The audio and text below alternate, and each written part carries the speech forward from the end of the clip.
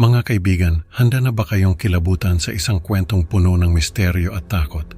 Ang kwentong ito ay tungkol sa isang estudyanteng taga-probinsya na nagkaroon ng engkwentro sa isang diwata at naikwento niya ang lahat sa kanyang blog na naging viral noong 2010. Habang nagkukwentuhan sila ng kaibigan tungkol sa mga diwata, nagdesisyon siyang akyatin ang bundok kung saan sinasabing naninirahan ng diwata. Sa kanyang pag-akyat, nakaramdam siya ng kakaibang presensya at nakakita ng matandang babae na nagbigay ng babala. Pero hindi siya nakinig at tuloy-tuloy na hinarap ang diwata, isang desisyong muntik ng ikapahamak niya. May nag-share sa akin ng blog ng isang college student na taga-probinsya.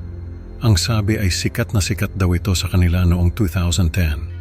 Ang dahilan ng kasikatan ng blog na ito ay dahil sa mga nakakakilabot na posts ng may-ari nito. Ang sabi ay may karanasan daw kasi sa diwata ang estudyante na ito at naikwento niya sa kanyang blog ang mga karanasan niya. Sabi ng mga nakabasa ay talagang nakakatakot daw yung mga posts ng estudyante. Kaya naman na-curious ako at naghanap ng kopya ng blog na ito. Buti na lang at may natagpuan ako. Ikinuwento ng estudyante na nagsimula raw ang lahat sa isang hapon na nagkukwentuhan sila ng isa niyang kaibigan. Tungkol sa mga diwata ang pinag-uusapan nila.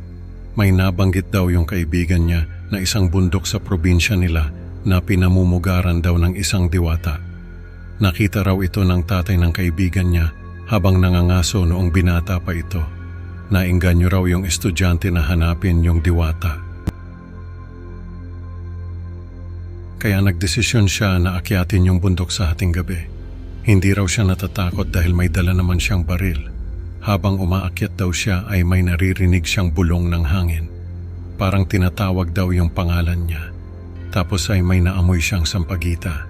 Nakita niya yung matandang babae na may dalang basket ng mga bulaklak.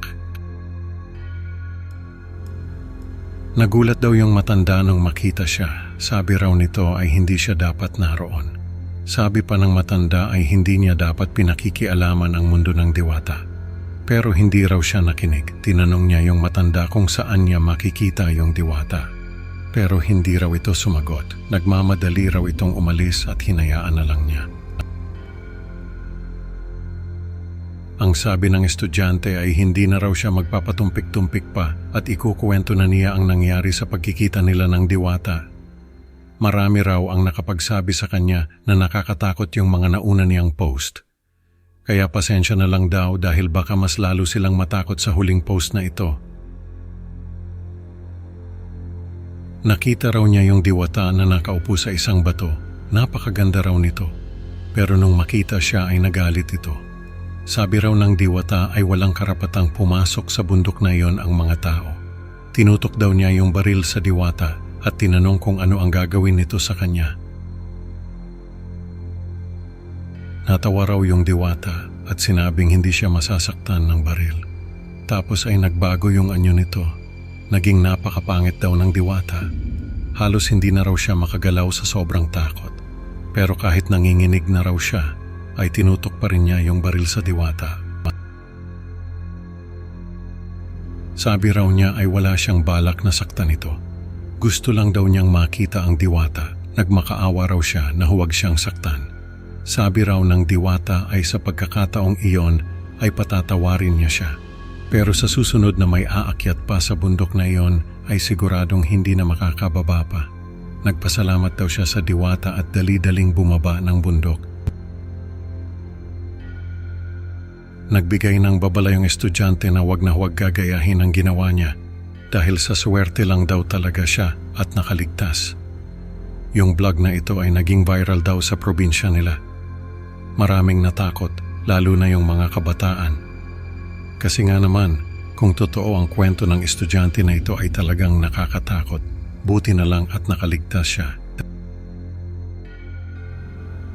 Pero ang nakakalungkot ay yung kaibigan niya na nagsabi sa kanya tungkol sa diwata ay hindi pinalad.